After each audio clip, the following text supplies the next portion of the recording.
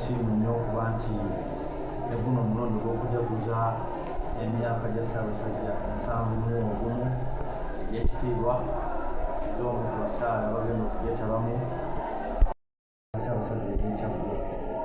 Era fenga Mukono High School ate guno omulundi twesiimye nnyo nti bulijjo tubeera n'omuwendo gw'abaana abalinga 30-40 bwe batyo, naye kuno tugenda kweyongera mu kubanga essomero ne bakama baffe baguze ejjoozi ezibeera ddala ekisukka mu 10 n'omusomo. N'olwensonga eyo tubasiima nnyo. Ate bwe twogera ku mulamwa ogulaga nti abaami ffe basaale mu kulwanyisa endwadde eno eya Mukenenya, ensonga eyo nkulu nnyo. Era Mukono High School ebeera ddala ku board batukubiriza ekisooka kya lunaku abaami okubeera abafumbo, era nze ndowooza nondaba ekintu kibaddemu ebbanga ligererako. Ate mu ngeri emu n'abayizi baffe wano ku ssomero waliwo enteekateeka ekolebwa nti mu ntandikwa ya ttaamu olusoma nga lutandika, abakulu baleeta abasawo okuva mu ddwaliro ly'effaawo bajja balaba abaana bano abakolera naffe nnyinnyini abasomesa nti naddala abayizi abo babeera nti nno waliwo abasangiddwa nga balina endwadde eza bulijjo ezo eza bulijjo. Kale awo tusobola oluusi okuba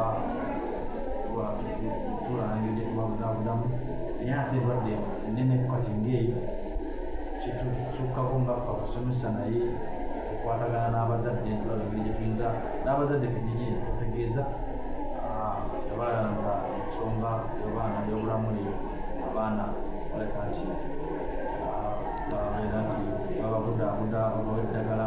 Ate n'abayizi baffe abamu bali okubanga abamu basangibwa balwadde, so abazadde batutegeeza baba abaana tulina sukulu sikube tulina eddwaliro lyaffe.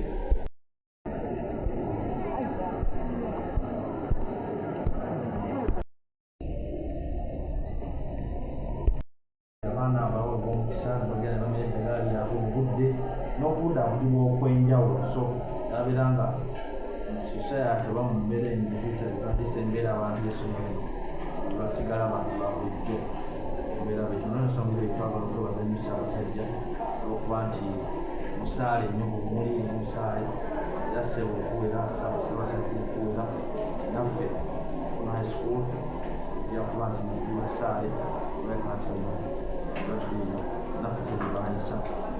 Mu ngeri emu tukubiriza abantu bonna Kyaggwe n'abasomi bannaffe abalala bonna bonna mu ggwanga betabe emisinde gino gigenda okweyosa sabbiiti eno ennaku z'omwezi 12.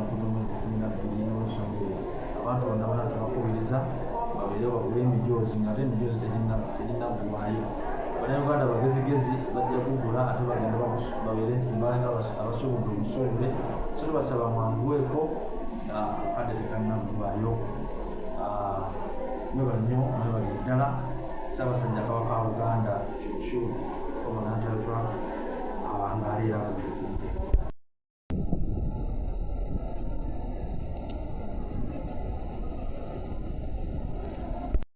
Wanyuza okukubiriza okuweereza abantu bonna, waliwo bannaffe nongeza kitadinaayo babufuna babumanyi nti balwadde ne beesuulayo bwannaggamba. Tubasaba bannange obulwadde buno gye buli bukyaliyo nnyo, tebuli mu basajja bakulu nga nze, tebuli mu bakazi bakulu nga bwe mumanyi, tebuli mu baana bato bokka, oba buli bwantu.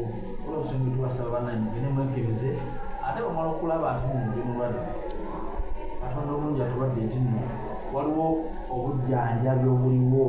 Abantu bagende mu malwaliro n'amaddagala gamba basigale nga bakyali balamu. Abantu bamanyi bangi, waliwo bakozi bannaffe, waliwo bannaffe tubeera naye mu byalo eyo ababadde n'obulwadde buno okumala emyaka 10-20 n'omusobyo, naye nga bali ku ddagala okulya obulungi, bakola kadduyiro, bakola kitugamba babeere ng'emibiri gyabwe miramu n'obulamu obulwadde baleme okusaasaanya obusaasaanya. Obulwadde buno kyangu okubuvumula kubanga butambula mu kusaasaanya, kubanga osobola okwekuuma n'otasaasaanya. Kitegeeza nti muno omulembe oguddako next generation yo tujja kuba tukuwonyeza obutakwatibwa obulwadde